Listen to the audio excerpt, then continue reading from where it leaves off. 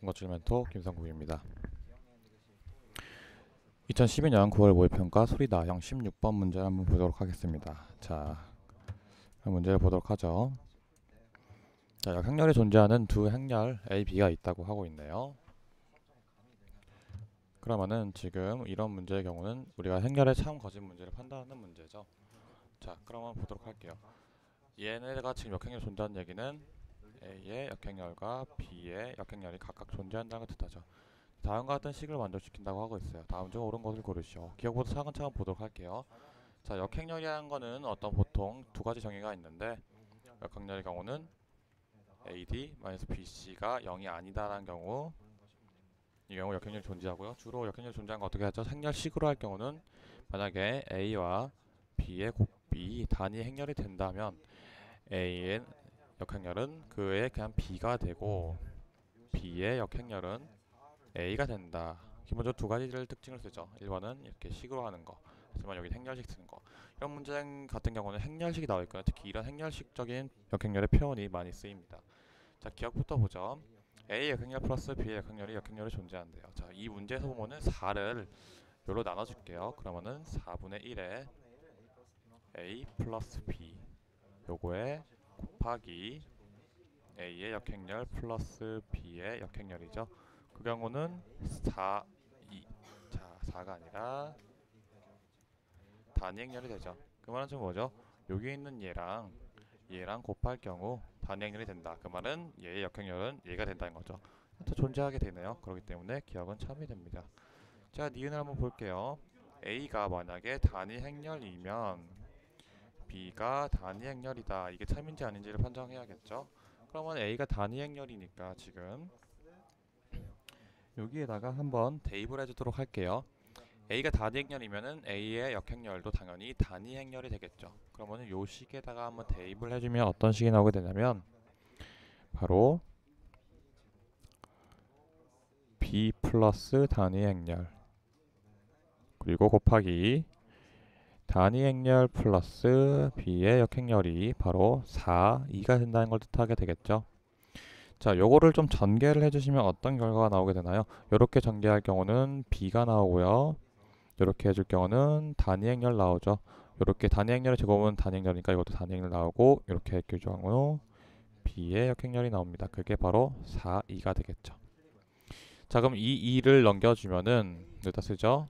B 플러스 B의 역행렬이 2가 되겠죠. 자, 양변에 얘를 1로 넘겨준 다음에 양변에 A, B를 곱해줄게요. 그러면은 B의 제곱 빼기 2B는 플러스 단위 행렬이 된다. 이게 0이 된다, 0행렬이 된다는 거죠.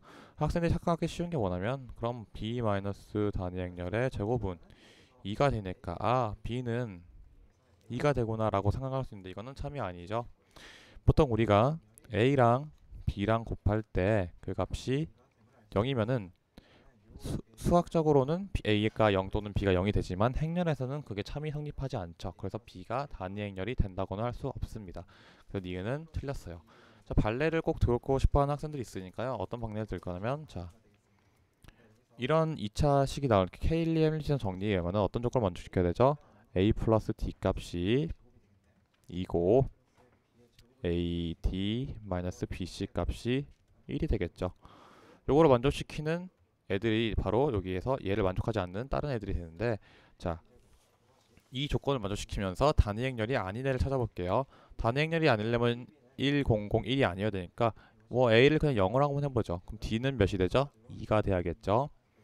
그럼 A가 0, B가 2니까 A 곱하기 0 곱하기 2는 0이죠. 그러면 이 경우는 마이너스 1, 1 이런 식으로 나오면은 자, 만약에 이런 비행렬은 단위 행렬이 아닌데 여기 대입하면 참이 되죠.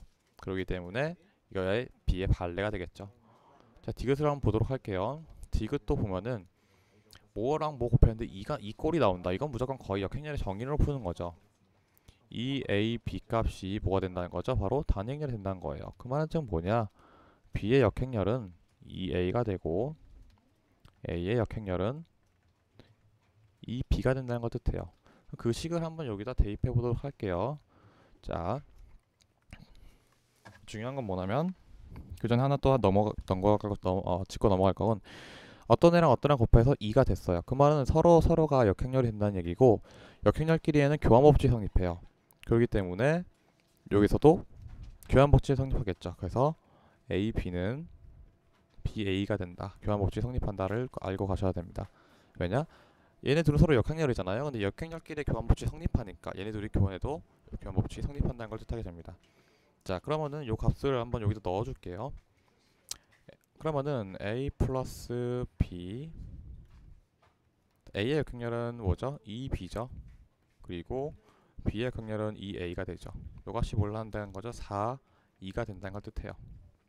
자, 그럼 요거를 계산해주면은 2를 나눈 다음에 계산해줄게요. 그러면은 요거는 A의 제곱 플러스 B의 제곱 플러스 AB 플러스 BA예요. 언제나 행렬에선 교환법칙이 성립하지 않는다 가정하기 때문에 이렇게 꼭 나눠주셔야 돼요. 근데 이 문제의 경우는 AB가 BA가 되기 때문에 우리가 A의 제곱 플러스 B의 제곱을 2AB라고 표현할 수 있는 거죠. 이 경우가 특별한 케이스가 되겠죠. 근데 문제에서 보면은 이 AB는 뭐라고 했죠? 단위행렬이라고 했네요. 그럼 얘가 단위행렬이겠네요. 얘를 넘겨주면은 A의 제곱 플러스 B의 제곱이 단위행렬이 되겠죠. 그러면 우리가 니은이 디귿이 참이됨을 알 수 있습니다. 그래서 기억과 디귿인 3번이 정답이 되겠죠.